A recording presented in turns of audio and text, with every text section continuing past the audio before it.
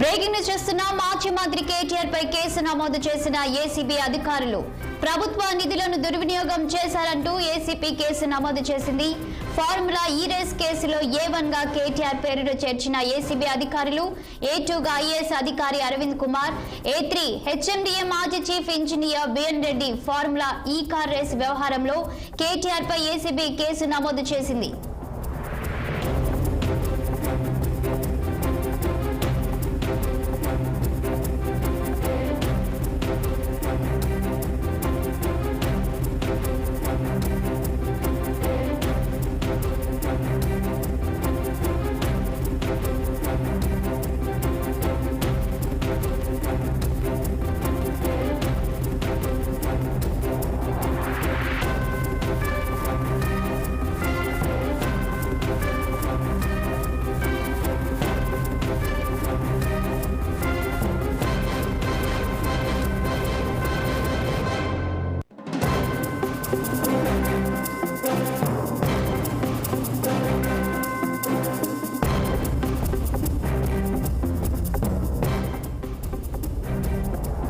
మాజీ మంత్రి కేటీఆర్ పై కేసు నమోదు చేసిన ఏసీబీ అధికారులు ప్రభుత్వ నిధులను దుర్వినియోగం చేశారంటూ ఏసీబీ కేసు నమోదు చేసింది. ఫార్ములా ఈ రేస్ కేసులో A1 గా కేటీఆర్ పేరును చేర్చిన ఏసీబీ అధికారులు A2 గా ఐఏఎస్ అధికారి అరవింద్ కుమార్, A3 గా హెచ్ఎండిఏ మాజీ chief engineer BN Reddy formula E car race వ్యవహారంలో కేటీఆర్ పై ఏసీబీ కేసు నమోదు చేసింది. ఇక దీనికి సంబంధించిన డీటెయిల్స్ ని మా పొలిటికల్ బ్యూరో చీఫ్ రామ్ అందిస్తారు. రామ్, చెప్పండి. మాజీ మంత్రి కేటీఆర్ పై కేసు నమోదైనట్టు తెలుస్తుంది. గత కొన్ని రోజుల నుంచి కూడా మనం వింటూ ఉన్నాము. దీనికి సంబంధించి ఇప్పుడు నెక్స్ట్ ఏం జరగబోతుంది? ఇంతకీ నోటీసులు అందాయా? పూర్తి డీటెయిల్స్ ఏంటి? Good evening Shalini. ఏదైతే మాజీ మంత్రి BRS party working president KTR పై ఫార్ములా ఈ కార్ రేసు సంబంధించిన 55 కోట్ల రూపాయల బదలాయింపు కేసు నమోదైనట్టు తెలుస్తూ ఉంది. ఏసీబీ అధికారులు ఆయన మీద ఎఫ్ఐఆర్ కూడా చేసినట్టు తెలుస్తూ ఉంది. మాజీ మంత్రి కేటీఆర్తో పాటు ఐఏఎస్ అధికారి అరవింద్ కుమార్ అండ్ ఒక private company CEO BLN Reddy, ఈ ముగ్గురు మీద మాత్రం ఏసీబీ ఎఫ్ఐఆర్ అయినట్టు తెలుస్తూ ఉంది. దీనిపైన పెద్ద ఎత్తున మీడియాలోనూ ఇటు సోషల్ మీడియాలోనూ కూడా పెద్ద ఎత్తున ప్రచారం నడుస్తూ ఉంది. అయితే ఇప్పటికే దీనిపైన రాష్ట్ర ప్రభుత్వం చాలా సీరియస్గా ఉంది. కేటీఆర్ పై మా కేసు నమోదు కోసం గత కొద్ది రోజుల క్రితమే రాష్ట్ర ప్రభుత్వం గవర్నర్ జస్టిస్ వర్మను కలిసి అనుమతి ఇవ్వాలని చెప్పి కోరడం జరిగింది. ఆయన గత వారం 10-15 రోజులు పెండింగ్లో పెట్టి న్యాయ సలహా తీసుకున్న అనంతరం ఈరోజు కేటీఆర్కు కేసు నమోదుకు రాష్ట్ర ప్రభుత్వానికి అనుమతి ఇచ్చారు. రాష్ట్ర ప్రభుత్వం కూడా రాష్ట్ర చీఫ్ సెక్రటరీ నుంచి ఏసీబీకి లేఖ రాయడం జరిగింది. ఏసీబీ కూడా 2 రోజుల పాటు దాన్ని క్షుణ్ణంగా పరిశీలించి ఎట్టకేలకు ఈరోజు ఏసీబీ అధికారులు కూడా కేటీఆర్ పై ఎఫ్ఐఆర్ నమోదు చేశారు. అయితే ఏదైతే గత బీఆర్ఎస్ ప్రభుత్వ హయాంలో ఒక ప్రపంచవ్యాప్తంగా హైదరాబాద్ పేరును తెచ్చేందుకు హైదరాబాద్ నెక్లెస్ రోడ్లో ప్రసాద్ ఐమాక్స్ థియేటర్ సమీపంలో ఫార్ములా ఈ కార్ రేసు సంబంధించిన కంపెనీతో ఒప్పందం చేసుకొని 55 కోట్ల రూపాయల హెచ్ఎండిఏ నిధులను పరిపాలన అనుమతులు లేకుండా ఈరోజు కేటీఆర్ తన సొంత సంతకంతో 55 కోట్ల రూపాయలు బదలాయించారు. ఇది ఆర్థిక నేరానికి దారితీస్తుందని చెప్పి రాష్ట్రంలో అధికారంలోకి వచ్చిన కాంగ్రెస్ పార్టీ దీనిపైన చాలా సీరియస్గా తీసుకుంది. ఎట్టి పరిస్థితుల్లో బీఆర్ఎస్ పార్టీ వర్కింగ్ ప్రెసిడెంట్ మాజీ మంత్రి కేటీఆర్ను ఈ కేసుల విషయంలో ఇరికించాలని కూడా ప్రయత్నాలు చేస్తూ ఉంది. అందులో భాగంగానే అసెంబ్లీ నడుస్తున్న సమయంలో కూడా మొన్న జరిగిన అసెంబ్లీలో జరిగిన రాష్ట్ర మంత్రివర్గ సమావేశంలో కూడా చాలా సీరియస్గా ఈ అంశంపై దాదాపు 1.5 నుంచి 2 గంటల పాటు చర్చించామని కూడా రాష్ట్ర సమాచార శాఖ మరియు రెవెన్యూ శాఖ మంత్రి పొంగులేటి శ్రీనివాసరెడ్డి కూడా మీడియా ప్రజలతో చిట్చాట్ చేయడం కూడా జరిగింది. ఈ నేపథ్యంలో ఫార్ములా ఈ కార్ రేస్ విషయంలో పొలిటికల్ బాంబ్ పేలబోతుందా అంటే చూస్తారు కదని చెప్పి కూడా ఆయన మీడియాకు చెప్పడం జరిగింది. ఈ నేపథ్యంలోనే కొద్దిసేపటి క్రితం ఇవాళ ఓవైపు అసెంబ్లీలో ఔటర్ రింగ్ రోడ్డు టెండర్ల అక్రమాల విషయంలో సిట్ విచారణకు సీఎం ఆదేశిస్తుండడం విచారణకు, మరోవైపు ఈరోజు బయట కేటీఆర్ పై ఏసీబీ అధికారులు ఎఫ్ఐఆర్ నమోదు చేయడం, ఆయన ఎప్పుడు నేను ఏ కేసుకైనా భయపడను, ఎలాంటి విచారణకు కూడా భయపడని చెప్పి కేటీఆర్ చెప్పడం వంటి పరిణామాలు ఇవన్నీ చూస్తూ ఉన్నాం.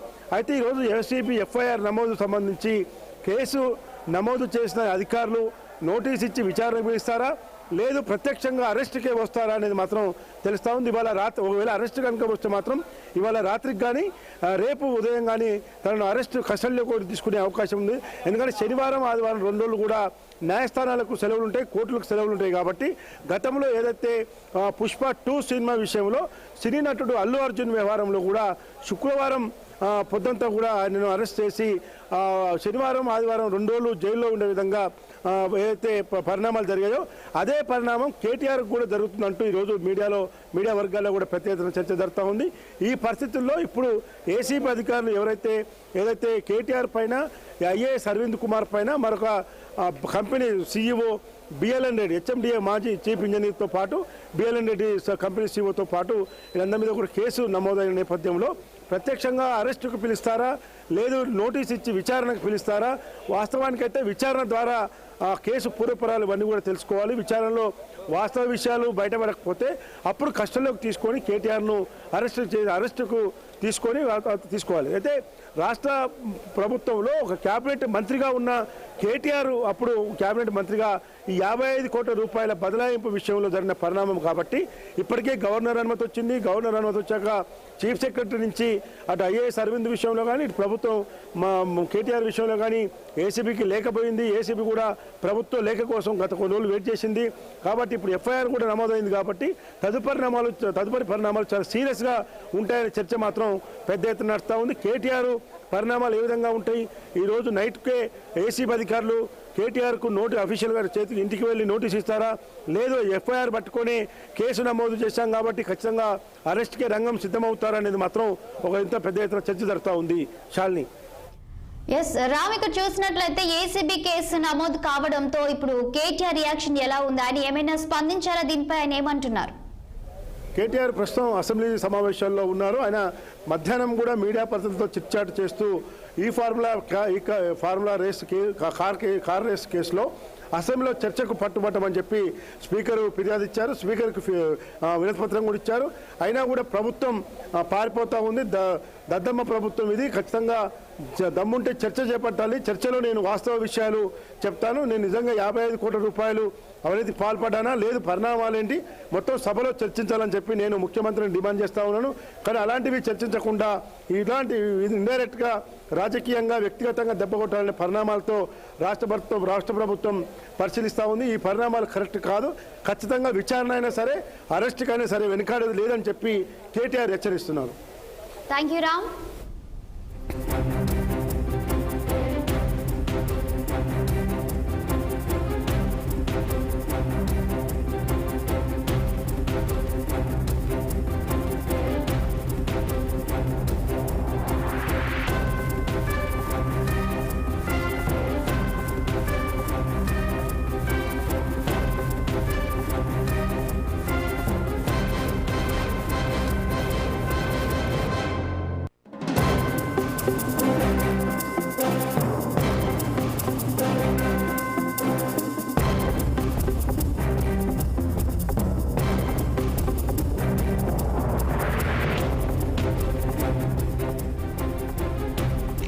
మాజీ మంత్రి కేటీఆర్ పై కేసు నమోదు చేసిన ఏసీబీ అధికారులు ప్రభుత్వ నిధులను దుర్వినియోగం చేశారంటూ ఏసీబీ కేసు నమోదు చేసింది.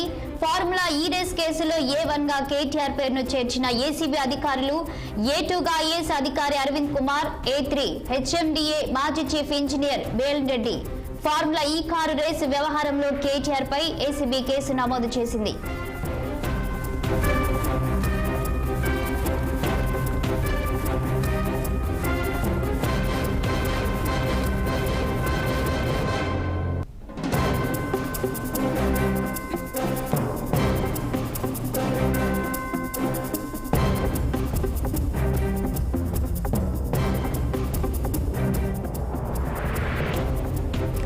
ఈ కార్ రేస్ కు సంబంధించి మాజీ మంత్రి కేటీఆర్ పై కేసు నమోదైంది.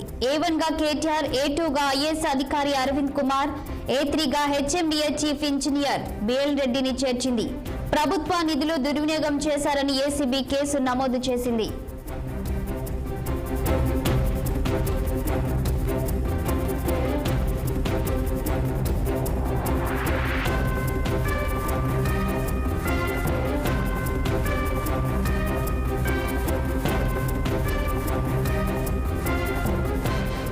ఇక దీనిపై మరింత సమాచారం మా సీనియర్ కరెస్పాండెంట్ శ్రీనివాస్ అందిస్తారు.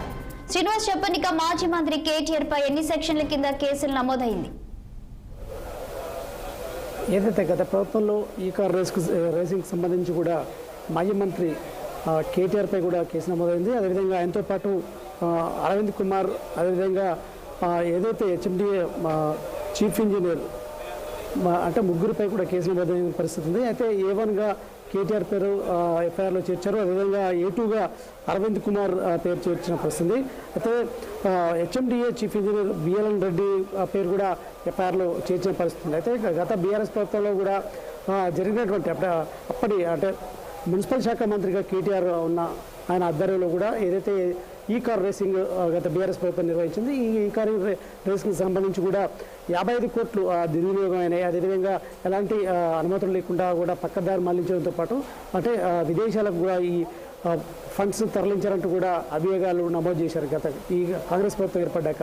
ఈ క్రమంలో కూడా దీనికి సంబంధించి ఇటీవలనే అసెంబ్లీ సమావేశాలకు సంబంధించి కూడా సమావేశాల సందర్భంగా కూడా అయితే ఇది సంబంధించి చీఫ్ సెక్రటరీ కూడా లేఖ రాసిన పరిస్థితి ఉంది ఏసీబీకి. అదేవిధంగా గత కొంతకాలంగా కూడా ఈ కార్ రేసింగ్కి సంబంధించి కూడా ఏదైతే గవర్నర్ అంటే విచారణ కోసం గవర్నర్కి కూడా ఏదైతే అనుమతి కోసం కూడా పంపించిన పరిస్థితి ప్రభుత్వం. అయితే అంటే చాలా రోజులు కూడా గవర్నర్ దగ్గర ఈ పెండింగ్లో ఉన్న నేపథ్యంలో కూడా 2 రోజుల క్రితం గవర్నర్ కూడా దీనికి సంబంధించి ఆ విచారణ కోసం కూడా ఆమోదం తెలిపిన పరిస్థితి నేపథ్యంలో కూడా సిఎస్ అంటే చీఫ్ సెక్రటరీ శాంతి కుమార్ కూడా ఏసీబీకి లేఖ రాసింది విచారణ చేపట్టాలని, ఈ విచారణ వేగవంతం చేయాలని. ఈ క్రమంలో కూడా కేటీఆర్పై అదేవిధంగా ఐఏఎస్ అరవింద్ కుమార్, అదేవిధంగా హెచ్ఎండిఏ చీఫ్ ఇంజనీర్పై ముగ్గురిపై కూడా కేసు నమోదు చేసిన పరిస్థితి. ఈ నేపథ్యంలో కూడా దీనికి సంబంధించి అంటే ఇప్పుడు రాజకీయంగా కూడా దుమారం రేపుతుందని చెప్పొచ్చు. ఎందుకంటే మాజీ మంత్రి అదేవిధంగా మాజీ ముఖ్యమంత్రి కేసీఆర్ కుమారుడు కేటీఆర్ అయితే అప్పుడు ప్రభుత్వంలో కూడా ఏదైతే కీలకంగా వ్యవహరించిన పరిస్థితి, అదేవిధంగా మున్సిపల్ శాఖ మంత్రిగా కూడా ఉన్న నేపథ్యంలో కూడా ఈ కార్ రేసింగ్ వ్యవహారం అంటే ప్రధానంగా ఏదైతే నిర్వహించకుండానే కూడా ఈ 55 కోట్ల నిధుల్ని పక్కదారి పట్టించారనేది కూడా ప్రధాన అభియోగం. ఈ క్రమంలో కూడా ప్రభుత్వం ఏర్పడ్డాక కూడా ఇది అంటే కేసు నమోదు చేసింది. ప్రస్తుతం విచారణ చేపట్టడానికి కూడా సిద్ధంగా ఉన్న పరిస్థితి. ఈ గత కొద్ది రోజులుగా కూడా దీనికి సంబంధించి ఇటు ప్రభుత్వం మధ్య అదేవిధంగా ప్రతిపక్ష బీఆర్ఎస్ పార్టీ మధ్య మాటల తూటా కూడా పేలుతున్నాయని చెప్పొచ్చు. అదే కేటీఆర్ని అరెస్ట్ చేస్తారంటూ కూడా ఏదైతే ప్రచారం జరుగుతున్న నేపథ్యంలో కూడా కేటీఆర్ కూడా దమ్ముంటే అరెస్ట్ చేయాలంటూ కూడా ఇటు సవాల్ కూడా ప్రభుత్వానికి విసురుతున్న నేపథ్యంలో కూడా తాజాగా ఏదైతే ఈ వ్యవహారానికి సంబంధించి అయితే కేటీఆర్కి కూడా ఏసీబీ అధికారులు అంటే నోటీసులు కూడా జారీ చేశారు. అయితే A1గా కేటీఆర్, అదేవిధంగా A2గా ఐఏఎస్ అధికారి అరవింద్ కుమార్తో పాటు ఏదైతే A3గా హెచ్ఎండిఏ చీఫ్ ఇంజనీర్ని కూడా చేర్చే పరిస్థితి అయితే ప్రస్తుతం అయితే కనిపిస్తుంది. అయితే శ్రీనివాస్, కేటీఆర్ని ఎప్పుడు విచారించనున్నారు ఏసీబీ అధికారులు? కేటీఆర్ని విచారిస్తారా లేక అరెస్ట్ చేసే అవకాశం ఉందంటారా? అంటే ప్రస్తుతం అయితే ఖచ్చితంగా ఏదైతే ఇప్పటికీ అసెంబ్లీలో కూడా నాపై అంటే కేటీఆర్ కూడా మాట్లాడారు. ఈ కార్ రేసింగ్లో ఏదైతే తనపై అభియోగాలను చేస్తున్న నేపథ్యంలో కూడా 15 రోజుల అసెంబ్లీ పెట్టి దీనికి ఖచ్చితంగా విచారణ దీనికి సంబంధించి చర్చ పెడితే అప్పుడు ఏదైతే తెలుస్తాం. ఎందుకంటే నేను అంటే ఏదో ఈ కార్ రేసింగ్లో అవినీతి చేశానని కూడా నాపై కూడా ఆరోపణలు చేయడం కాదు, దమ్ముంటే చర్చ పెట్టాలంటూ కూడా మరొక కేటీఆర్ కూడా ఈ సవాల్ విసిరిన పరిస్థితి అయితే ఉంది. కానీ తాజాగా కూడా హరీష్ రావు కూడా మాట్లాడుతూ తెలంగాణ అభివృద్ధి కోసం పాటుపడుతున్నటువంటి కేటీఆర్ పై కూడా కక్షపూరితంగా ప్రభుత్వం వ్యవహరిస్తుంది. ఈ క్రమంలో కూడా ఈ కార్ రేసింగ్ వ్యవహారాన్ని ఏదైతే తెరపైకి తీసుకొచ్చి ఆయనపై కూడా కేసు నమోదు చేశారంటూ కూడా తాజాగా హరీష్ రావు కూడా స్పందించారు. ఈ క్రమంలో కూడా ఇటు కేసు దాదాపు అంటే కేటీఆర్ని అయితే విచారించే అవకాశం అయితే ఖచ్చితంగా ఉంది. అదేవిధంగా అరవింద్ కుమార్ అప్పుడు అరవింద్ కుమార్ కూడా దానికి సంబంధించి ఏఎస్గా ఉన్న నేపథ్యంలో కూడా అరవింద్ కుమార్ని అదేవిధంగా కేటీఆర్ని ఖచ్చితంగా విచారించే అవకాశం ఉంది. అదేవిధంగా దీనికి హెచ్ఎండిఏ అధికారి ఏదైతే చీఫ్ ఇంజనీర్ కూడా ఉన్న నేపథ్యంలో కూడా ఇలా ముగ్గురి ప్రమేయం దీనికి సంబంధించిన 55 కోట్లకు సంబంధించిన వ్యవహారంలో కూడా ముగ్గురు ప్రమేయం ఉందని కూడా ఇప్పుడు అభియోగాలు ఉన్న నేపథ్యంలో కూడా వారిపై అయితే కేసును నమోదు చేసింది ప్రస్తుతం ఏసీబీ. ఖచ్చితంగా కూడా అంటే కొద్ది రోజులు కూడా కాంగ్రెస్ ఎమ్మెల్యేలు కావచ్చు, ఎంపీలు కావచ్చు, మంత్రులు కూడా చెప్తున్న పరిస్థితి. ఖచ్చితంగా ఈ కార్ రేసింగ్ వ్యవహారంలో కేటీఆర్ అరెస్టు కాక తప్పదు. ఎందుకంటే దీంట్లో 55 కోట్లు ఖచ్చితంగా నిధులు ఏదైతే దుర్వినియోగం చేశారో అదేవిధంగా అవినీతికి పాల్పడ్డాడు కేటీఆర్ కాబట్టి ఖచ్చితంగా అరెస్ట్ కాక తప్పదు అని చెప్పేసి ఖచ్చితంగా చెప్తున్న నేపథ్యంలో కూడా దాదాపు పోలీసులు అయితే కేటీఆర్ని అదుపులోకి తీసుకుని అయితే విచారించే అవకాశం అయితే దాదాపుగా ఉంది. ఎందుకంటే ఆయన్ని కేటీఆర్ని ఏవన్గా చేర్చిన నేపథ్యంలో కూడా దాదాపుగా కేటీఆర్ని అదుపులోకి తీసుకుని అయితే విచారించే అవకాశం ఉంది. ఈ క్రమంలో కూడా ఒక్కసారిగా రాజకీయంగా హీటెక్కింది తెలంగాణలో అని చెప్పొచ్చు. ఈ క్రమంలో కేటీఆర్ని కాక ఖచ్చితంగా అదుపులోకి తీసుకొని పోలీసులు ఏసీబీ విచారిస్తే మాత్రం మళ్ళీ బీఆర్ఎస్ పెద్ద ఎత్తున ఆందోళన చేపట్టే అవకాశాలు ఉన్నాయి. అదే ఈ క్రమంలో కూడా దాదాపు ఇప్పటికే అసెంబ్లీలో కూడా దీనికి సంబంధించిన ఈ వ్యవహారంపై కూడా హరీష్ రావు కూడా మాట్లాడుతున్న నేపథ్యంలో కూడా ఈ వ్యవహారం తాజాగా ఏమన్గా కేటీఆర్ని చేర్చడం, ఎటుగా అరవింద్ కుమార్ని చేర్చడం, మరొక వైపు ఏదైతే హెచ్ఎండిఏ అంటే చీఫ్ ఇంజనీర్ కూడా దీంట్లో చేర్చడం నేపథ్యంలో కూడా దాదాపుగా వారిని అదుపులోకి తీసుకుని అయితే విచారించే అవకాశం అయితే ఉందని చెప్పొచ్చు. అయితే శ్రీనివాస్, మొత్తంగా ఎంతమంది పైన కేసులు నమోదు చేశారు? ఇక కేటీఆర్ విషయానికి వస్తే A1గా FIR నమోదు చేయడానికి ప్రధాన కారణం ఏంటి? అంటే అప్పుడు కేటీఆర్ మున్సిపల్ శాఖ మంత్రిగా ఉన్న నేపథ్యంలో కూడా కేటీఆర్ ఆదేశాల మేరకే కూడా ఐఎస్ అరవింద్ కుమార్ దీనికి సంబంధించిన ఈ వ్యవహారాన్ని నడిపించడానికి కూడా దాదాపు ఆరోపిస్తున్న నేపథ్యం. ఈ క్రమంలో కూడా దేనికి సంబంధించి అంటే ఈ హెచ్ఎండిఏ పరిధిలో జరిగినటువంటి ఈ రేస్కి సంబంధించి ఇటు చీఫ్ ఇంజనీర్ కూడా ఉన్న నేపథ్యంలో కూడా ఈ ముగ్గురు ప్రమేయంతో అంటే కేటీఆర్ ఆదేశాలు అదేవిధంగా వీరు అమలు చేశారంటూ కూడా ప్రధానంగా ఆరోపణలు. ఈ క్రమంలో కూడా వీరు ముగ్గురిని విచారించాలని భావిస్తున్నారు. కేటీఆర్ ఖచ్చితంగా ఆదేశిస్తేనే మేము చేశామని కూడా చేసిన నేపథ్యంలో కూడా వీరిని దాదాపు కేటీఆర్ని A1గా చేర్చి అదేవిధంగా ఐఎస్ అరవింద్ కుమార్ని A2గా చేర్చిన నేపథ్యం. ఇంకోవైపు హెచ్ఎండిఏ చీఫ్ ఇంజనీర్ని దీంట్లో బాగా అంటే ఇన్వాల్వ్ చేసిన పరిస్థితి. ఈ క్రమంలో కూడా దాదాపు 55 కోట్లు అనేది ఎలాంటి ఏదైతే అనుమతి లేకుండా దారి మళ్లించిన నేపథ్యంలో కూడా విదేశాలకు ప్రధానంగా దారి మళ్లించారనే ఆరోపణ. ఈ క్రమంలో కూడా ఆయనని విచారించాలని కూడా ఇప్పటికీ భావిస్తున్న క్రమం.